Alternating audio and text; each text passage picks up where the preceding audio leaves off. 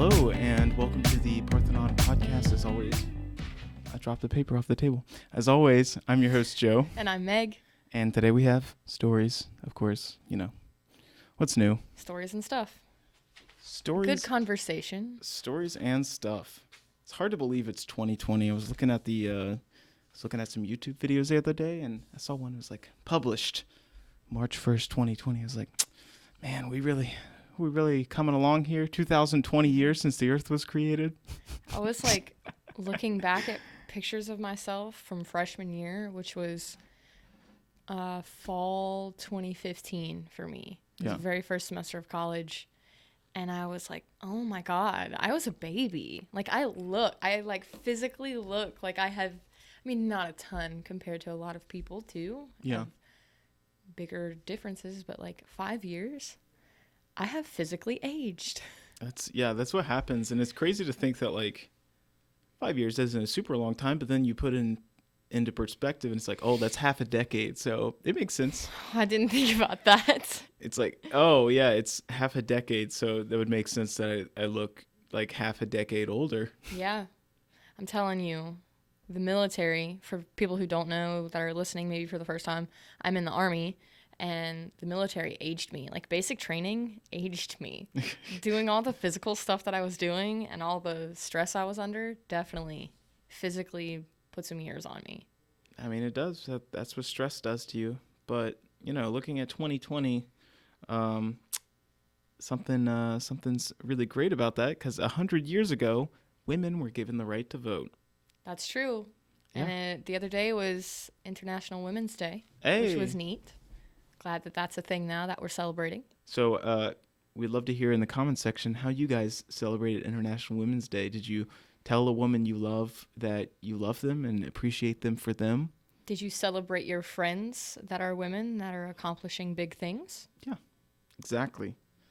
I talk to my mom on the phone sometimes. Hopefully that helps. Trying to think. Of course, there are other women in everyone's lives. They're teachers.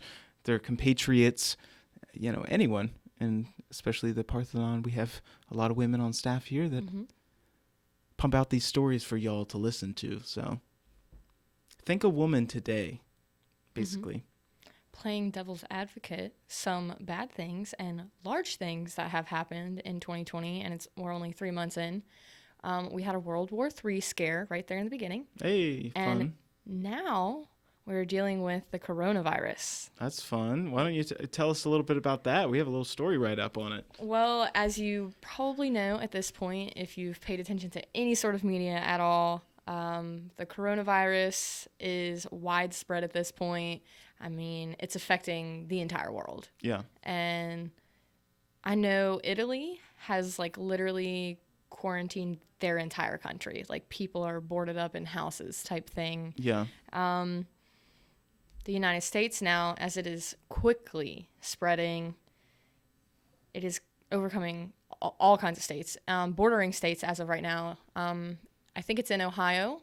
There are cases presumed to be in Ohio at this point, which again is a bordering state of where we are, West Virginia. West Virginia, baby. And so Marshall is taking some precautions to keep everyone safe and watch how this thing plays out. One of which has been all university-sponsored international travel has been prohibited at least through the end of April. So some organizations, I don't know of any personally, that may have had scheduled trips out of the country. Yeah. Not anymore. I had a buddy who was supposed to go to Japan for not necessarily a foreign exchange program, but it was kind of like I think it was like an educational summit type deal, maybe for like 3 months. Mm-hmm. And that completely got canceled because of the coronavirus. Mm-hmm. The people just don't want travelers. They don't want it spreading. They just kind of want to be able to, I guess, deal with it themselves, which, that's a good precautionary measure. I am positive, or not positive, but I'm optimistic in that, hopefully soon this will kind of blow over. Kind of like how we've had Ebola scares and swine flu scares just within the past decade and a little bit. Mm-hmm. I'm optimistic that we can fight this and we can really keep it controlled, because I don't think hopefully the coronavirus is anything close to the plague. So Right. Think we can fight it. We can do it. And again, it is affecting, if you've paid attention to the media, it's affecting people who are of, lower immune systems, people who have been sick or have existing conditions, and Yeah. older people, again. So our audience, hopefully, nobody, we don't want anybody to, but hopefully our audience is not going to be as affected. It's not as likely that they will be affected, since we're college students and hopefully healthy and such. Hear that? You need to stock up on some Lysol. Wash your hands after you go to the bathroom. All you really need is some chicken noodles, some Campbell's chicken noodle soup, and some Sprite, some crackers, what is popsicles. What is the deal with Sprite? I've never heard that until I came to college, that people were like, Sprite. Really? Drink Sprite when you're sick. Listen, I've never heard that in my life. My mama funneled that stuff down me when I was sick. I don't know. It's just can't be 7-Up. Can't be Sierra Mist. It has to be Sprite. Good old-fashioned Sprite. Holy Sprite. Holy Sprite. I mean, I've heard of like ginger ale, because ginger is known for making you less nauseous. But I wonder what the magical properties are in Sprite. Sprite. I don't know. Maybe I don't know why. Citrusy? Maybe. When I was little, not knowing any better, I was like, I don't know, the bubbles in it help my stomach. But like, all soda has bubbles. Anything carbonated has bubbles. Yeah. Me now being educated. So you could now just, I know. when you're sick, just drink a beer that has bubbles. It has bubbles, yeah. Don't drink beer when you're sick. It's, elementary school logic Meg would have been like, yeah, that makes sense. It makes sense. It has bubbles. It kills the germs inside you. Right. Alcohol, it's going to kill all those germies. And right. When I wash my hands, it bubbles. That's relative. Yeah. Just bubbling up. So yeah, stock up on some Sprite. I was looking at like, I was trying to see some other things. I think like people think pho is like a cold remedy too, just because it's like a hot soup. Kind of along the same lines as chicken noodle soup. At first, I thought you said fudge, and I was like, I'm down for eating all the fudge. Fudge? Mm-hmm. I would hope fudge would help you when you're sick, but I can't. It helps your morale, which, your mental health affects your physical health. So You got to have the yin and the yang, even though, fudge might not help you. It's kind of like contributing to that mental wellness. mm-hmm. When you put that fudge in your mouth, you're like, man, I feel so much better just because it tastes good. I imagine people that have experienced coronavirus, like, the episode of SpongeBob where he gets the suds. Oh, yeah. I feel like that's what it would be like. Probably. I think is it an upper respiratory infection primarily? I think so. I think it's like that, flu and cold, like severe cold and flu symptoms as well. Yeah. So if you catch the coronavirus, one, please don't. But if you do, make sure you're not really interacting with people too much. Just kind of like lay low. Just say no to it. Just say no to it. Just like if it's knocking at the door, you're like, don't come in. Wash your hands. And wash your hands, yeah. I mean, you should be washing your hands anyway. I mean, come on. Yeah. It's 2020. We should be washing our hands after we pee-pee and poo-poo. Mm-hmm. So I watched like a 5-minute segment on CNN yesterday, and they had, like a reporter doing a part, like a 5-minute part about how to wash your hands. And I was like, this is for adults. Like, I haven't been doing this my entire life. I mean, I've been in situations where I've seen that some people don't even wash their hands out at like bars and stuff. I'm like, really? Come on, you gotta, even a bar, like that's a lot of people you're coming in contact with. Yes. Wash your hands. A lot of people are using that bathroom because, alcohol is a diuretic. You're having to pee. Everybody's going to go pee. Yeah, everyone has to pee. Everyone needs to wash up so they're not just like touching other people's faces with their nasty coronavirus fingies. So why are frat parties and like the frat house bathrooms disgusting? I don't know if you've ever been to one. But in my younger college days, I would frequent them. I think one of my biggest college regrets is never going to a frat party, but from what I hear, the houses are pretty disgusting. It's like a universal thing. I'm seeing TikToks, I'm seeing memes about it. Like, I think it's just like a lot of the people that frats attract maybe are these busy dude bros. They're not, too obsessed with cleanliness, just kind of focused on their football or their Xbox skills. I don't know. They're just too busy. They're extracurricular activities. They're too busy drinking beers to care about washing hands. So that's my kind of... That's fair. speculation maybe behind maybe why their bathrooms are disgusting. Mm-hmm. I But try to always keep hand sanitizer on me.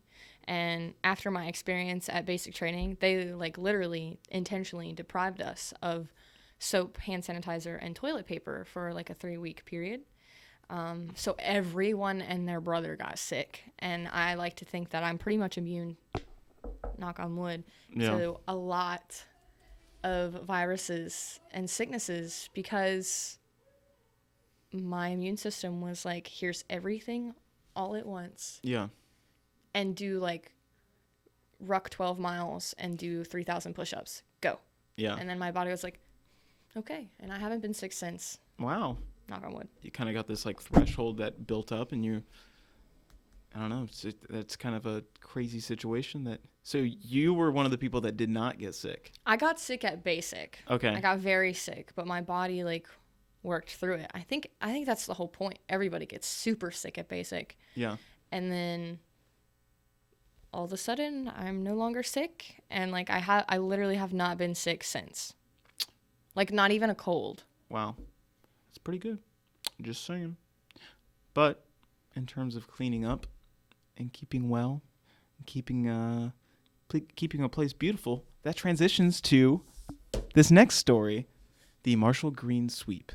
So what this is the Student Government Association, Miss Marshall 2019, and the Office of Community Outreach and Volunteer Services are working together to make Huntington cleaner. The Green Sweep is an event open to students on March 14th to clean the area around campus. Volunteers will be assigned a route around campus to pick up garbage, and students will be given gloves and black and white trash bags.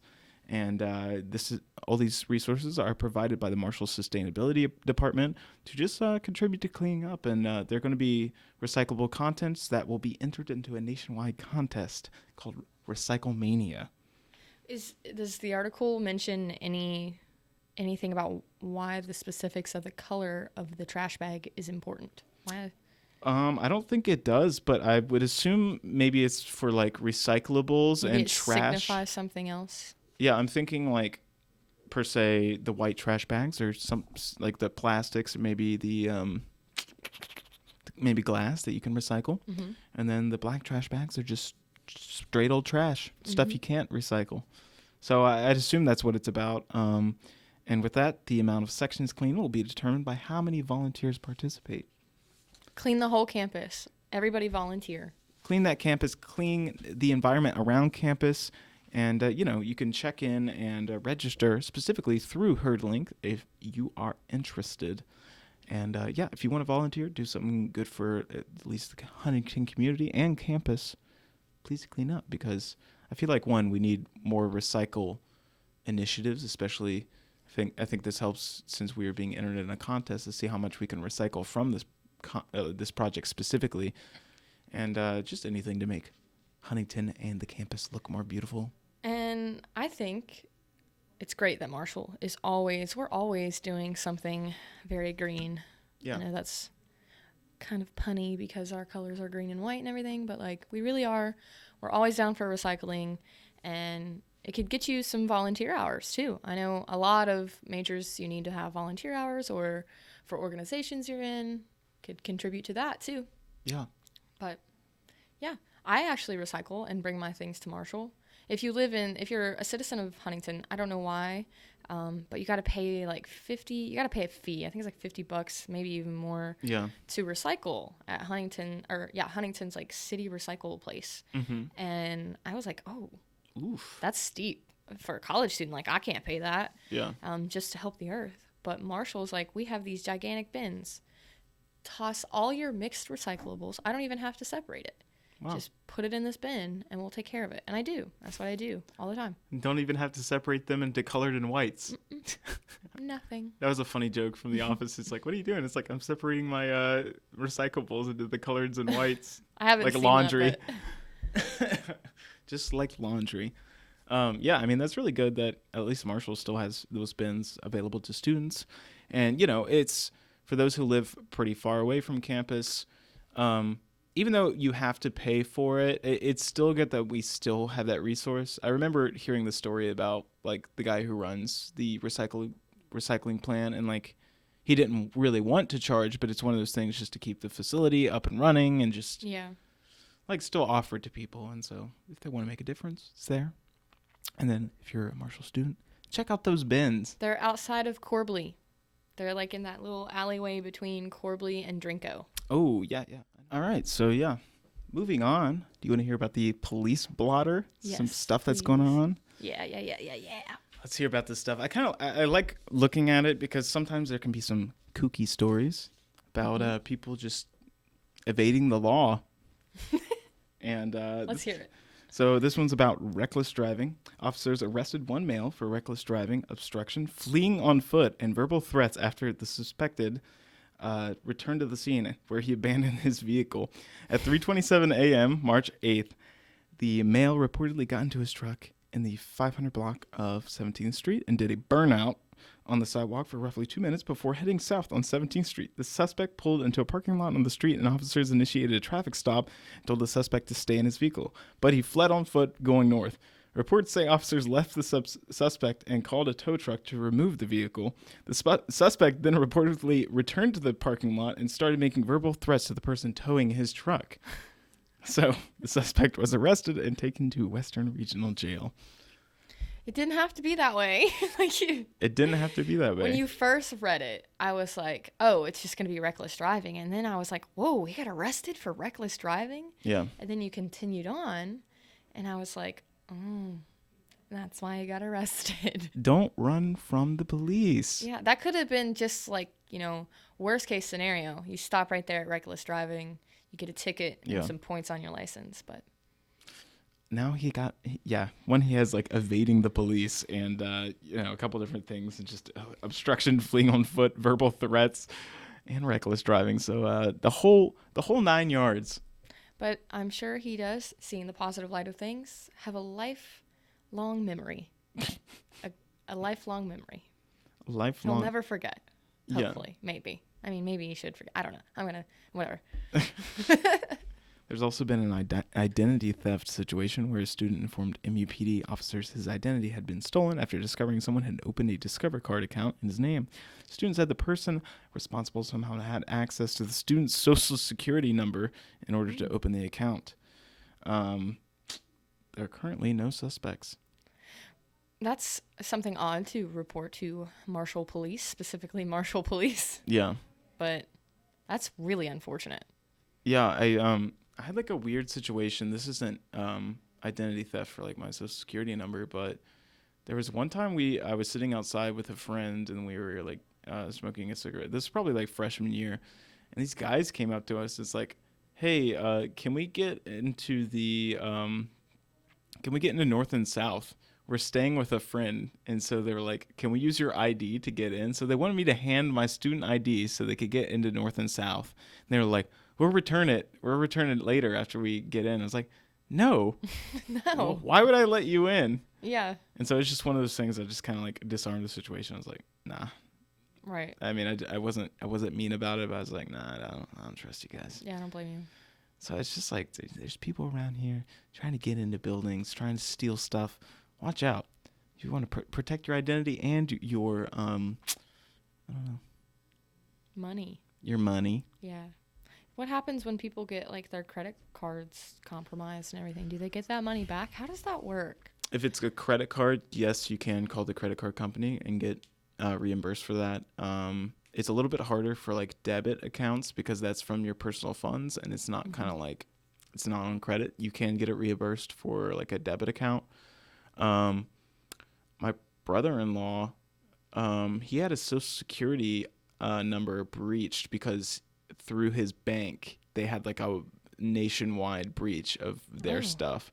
So him and his brothers had to get new social security numbers, and it's just been a pain in the butt for him. Yeah. Ever since, because he has a brand new social security number, so it has to go like through an extra hoop of like verifying that it's him, and that he has to explain like each time he does kind of some weird like, if he moves to a different place, he has to verify that yes, I had my social security number changed, and yes, I am myself. So.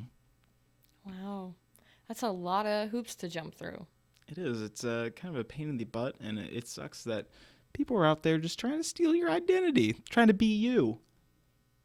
Only I can be me. Only I can be me, and you can be you. And together, we can fight forest fires. Sounds like something Smokey Bear would say. Honestly. Trying to think, has there been a moment with Meg this week? Not this week, no. But I'm trying to think of some other interesting things. Some things that aren't in the paper this week, but they were online. I'm pretty sure that I saw a press release from University Communications that Into Marshall's International Student Program is ending its contract in July, and there will be no Into program anymore at Marshall. Really? Yeah, I'm not really sure why. I think that we had a reporter on it, or somebody's going to be on it. They asked me to, but I was super busy with some other projects I've been doing. But yeah, stay tuned for more updates on that as it comes along. That's sad to hear, because Into, I know, has helped a lot of students come visit here, and also like had a lot of students go elsewhere just from Marshall itself too. Mm-hmm. You know, and you think about just all the students we have from.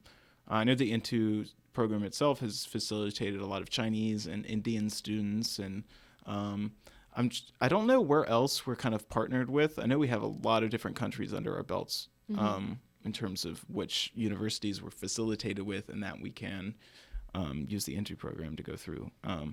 Matt, who we had on last week, I'm not sure if he's specifically in the Into program. I think his university was kind of just like a sister partnership with Marshall, and that's how he was able to get here. Yeah. I have a friend from Vietnam, and it's just like she and all of her other friends, like, what does the future hold for them? Like, how are they going to attain their degree? What's the next step for them? I mean, they really didn't have any part in it, and the decision was made for them. So it's like, where do they stand? What are they supposed to do?